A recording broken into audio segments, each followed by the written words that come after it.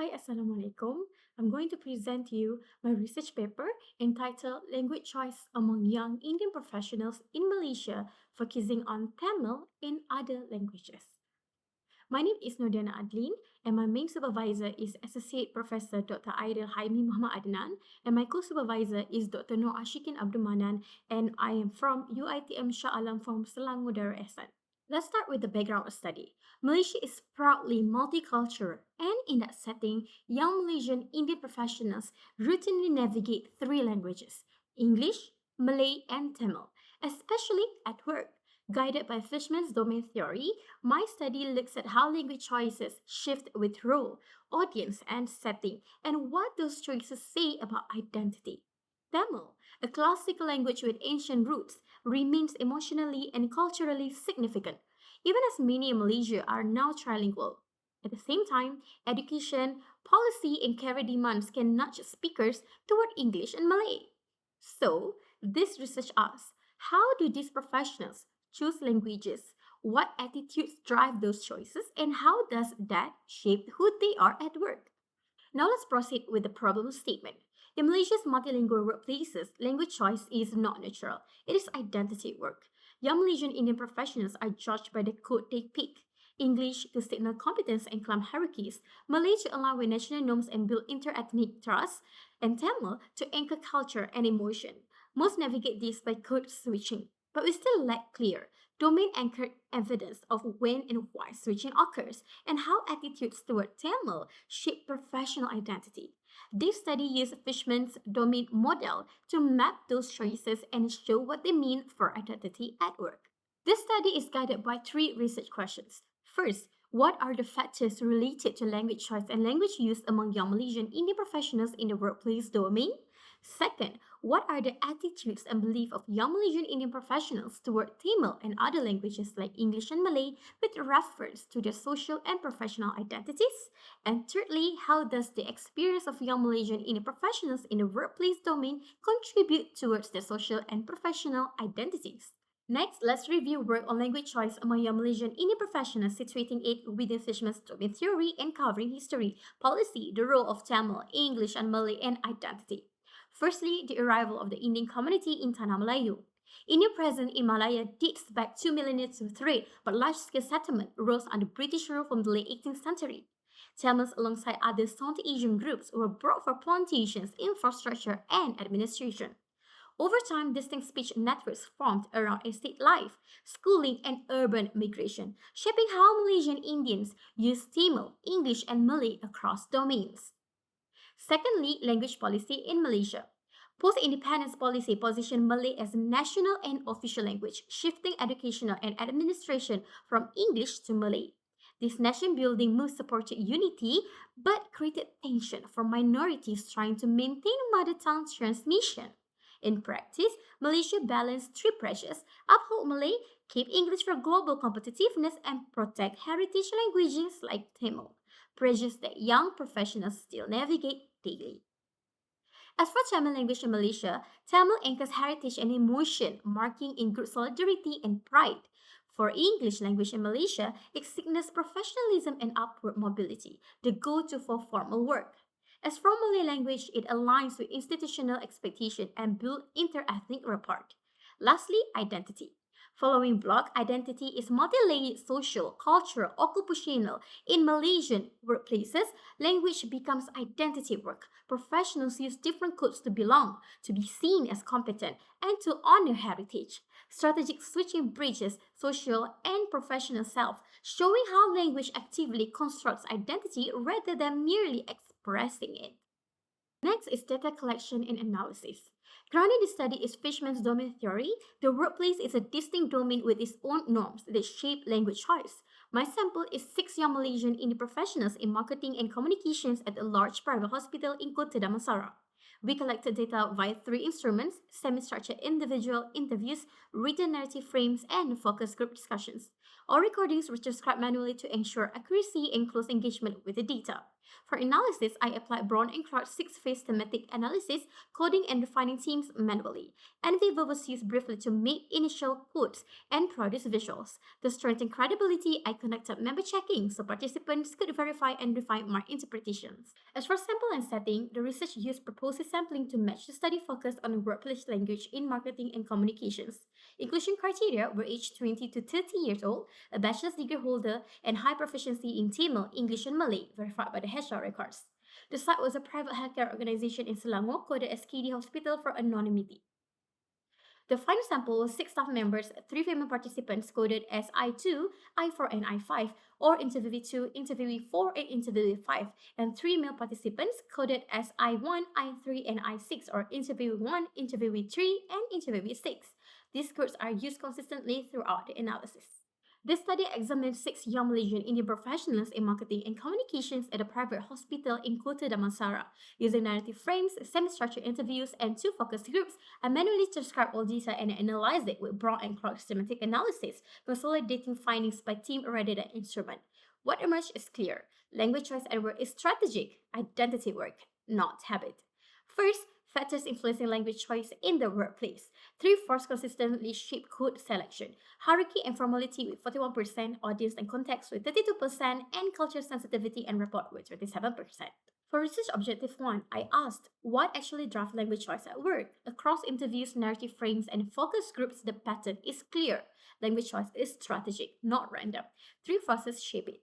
First, professional hierarchy and formality. When interacting upward, supervisors, clients, formal meetings, English is expected code because it indexes professionalism and respect. As one participant put it, if it's a superior, of course, it will fully in English only, mainly to show a sense of respect. We keep it professional all the way. This reflects the idea of English as high variety for formal prestige context. Secondly, audience and context. Participants constantly read the room, default to English for broad intelligibility, use Tamil with Tamil-speaking staff for ease and warmth, and shift to Malay with Malay colleagues to keep everyone comfortable.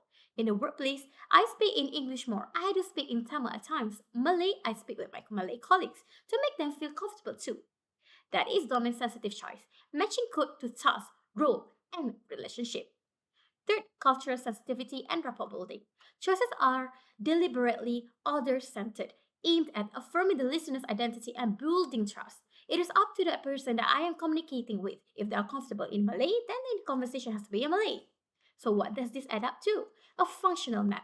English for formal power and credibility, Malay for inter-ethnic rapport and institutional alignment, Tamil for in-group solidarity and cultural resonance. Underneath that is a strong metalinguistic awareness. Participants know their code sends signals about respect, professionalism, and inclusion. Practically, this shows why blanket English-only norms miss how real work gets done in Malaysian teams. For research objective 2, I examined attitudes and beliefs about English, Tamil, and Malay, and how those attitudes explain the switching we see. For this one, English as professional capital recorded 42%, Tamil as cultural identity marker with 32%, and Malay for national integration with 26%. So, English as professional capital. English is perceived as the quickest, safest route to sounding competent, efficient, and promotion ready. If I have had to make a choice to achieve a professional objective, that is definitely English. I'll be more confident to speak in English. That confidence fits into using English for emails, reporting, presentation, and anything upward facing. Tamil as a cultural identity marker. Tamil carries affect, humor, and closeness, often with some English mixed in. With my Malay friends, I can use Tamil, sometimes mixed with English. That's how it is. Even if a Tamil isn't the default for formal tasks, it remains vital for belonging and cultural pride. Malay for national integration. Malay signals civic belonging and smooth inter-ethnic teamwork, especially where policies or official standards are in play. Bahasa Malaysia is frequently used to adapt to local workplace requirements, to build rapport and comply with workplace policies or official communication standards. Net effect, these attitudes are layered, not competing. English equal to career capital, Tamil equal to heritage and solidarity, and Malay equal to cohesion and compliance. Because each code carries a distinct social meaning, participants leverage the right meaning at the right moment, which is exactly why the research objective 1 patterns are stable. Research Objective 3 asks how language practice contribute to identity at work. Participants describe moving among three complementary selves across the day. Here, professional identity construction recorded 42%, cultural heritage preservation with 32%, and strategic code switching with behaviors with 25%. Professional identity construction, English. English enables the professional self, credible, efficient, upward facing. For example, like them both, I also use English in formal settings or anything that's related to work. Outside of that, I would definitely go with Malay or Tamil. This is for me to keep my professionalism at work and be close to my circles after that. English maintains the performance of competence in formal spaces. Cultural heritage preservation, which is Tamil. Tamil is how participants honor elders, signal humility, and stay rooted. I use English entirely at the workplace, but when I'm home, I will switch to Tamil. When I meet Indian aunties and uncles, it's very natural to be seen as polite and humble. That switch sustains identity continuity between work and home. Strategic code switching behaviors like English to Tamil plus Malay. Switching is often quick and instinctive, anchored in English for work tasks, with Tamil surfacing for affective moments and Malay for civic belonging and team harmony. If it's about work that is in English, if I switch it, then I switch to Tamil. Bottom line, code switching here is identity work. English performs the professional self, Malay performs the civic inclusive self, Tamil performs the cultural self. Rather than fragmentation, it shows agility. Participants adapt to audience and micro context while keeping both career legitimacy and cultural belonging intact. For organizations, this suggests valuing multilingual competence ex primacy. Because it's not just how messages are delivered, it's how relationships, respect, and identity are negotiated in real time. Now, discussion. This findings show how language choice, attitudes, and identity are tightly linked for young Malaysian Indian professionals. First, research question 1, language choice in the workplace. English dominates formal, upward-facing tasks because it indexes high variety and professionalism, consistent with Ferguson and with English's role as a global lingua franca. Participants use English to align with hierarchy and signal competence, but choice also shifts with audience and context, just as Fishman's domain model predicts. Malay is selected to collaborate smoothly across ethnic lines and fit institutional routines. Tamil surfaces in private or in-group moments. Crucially, cultural sensitivity drives switching. Participants pick the listener's comfortable code, confirming that language used at work is not only professional but deeply interpersonal. Second, research question 2, which is attitudes in English, Tamil, and Malay. Attitudes are layered, not competing. English is perceived as professional capital, useful for advancement and image, like echoing critiques of its prestige power. Tamil holds emotional value and cultural pride, an identity anchor, even when it's not the main work code, like allowing Asma's view of language as cultural transmission. Malay is respected as a national language and used to build rapport and cohesion and mixed teams, matching local policy expectations. These shared meanings explain why the switching patterns are so consistent. Third, research question 3, language and identity. Participants actively perform identity through code choice. English enacts a credible professional self. Tamil enable cultural expression and in-group bonding, while Malay signals civic belonging and inclusivity.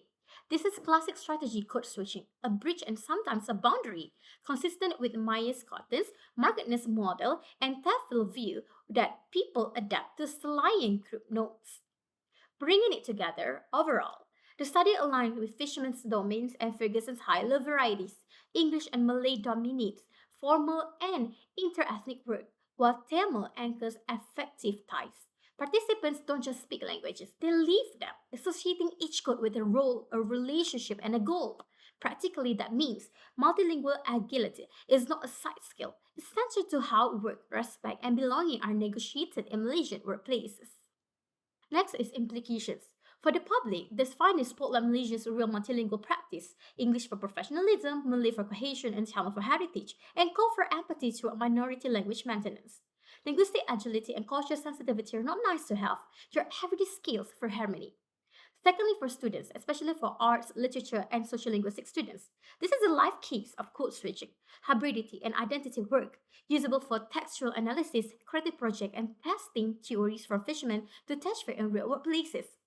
Thirdly, for scholars and policymakers, treat multilingual competence as measurable capital. Study how code switching affects teamwork and outcomes, and design policies or training that protect heritage languages while strengthening English or Malay proficiency for mobility. Bottom line, support both. heritage, maintenance, and professional communicative range because that's how identity, respect, and productivity coexist in Malaysian workplaces. Last but not least, future research and conclusion. First, broader sampling beyond urban. 20 to 30 years old include rural side, varied socioeconomic background, and older or younger cohorts to test generational effects. Second, expand domains. Track language choice across home, education, and religious settings for a fuller picture. Third, examine digital communication. See how WhatsApp, email, and social media shape code switching and attitudes. Fourth, study policy and education impacts. How workplace or school language policies influence inclusion, heritage maintenance, and professional identity. Now, the conclusion. Young Malaysian Indian professionals use strategic multilingualism. English for professional capital, Malay for cohesion and institutional fit, Tamil for heritage and effect. Code switching is identity work. How respect, belonging, and competence are performed in real time. Recognizing multilingual agility as professional capital can improve team communication, equity for minority languages, and organizational culture. And that's the end of the presentation. Thank you so much. Have a good day.